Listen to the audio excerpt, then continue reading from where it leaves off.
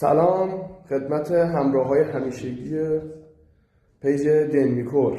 ما آمدیم سر واحد دیگه ایشالله امروز کارهای تکمیلی رو انجام بدیم و برسیم به آخر کار.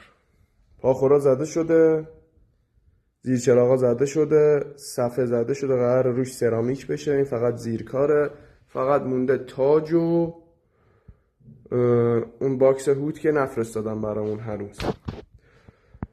ایشالله امروز به حول قوه الهی آقا احسان که از همکارای عزیزمونم میاد. حالا اصراری من نداشتم که بیاد، خودش میخواد بیاد. گفتم که بیاد یک دستی بزنه. اون بنده خدا چند وقتی دیگه کار نمیکنه، حالا منم دوستاش بودم تو مدتی که کار میکرد.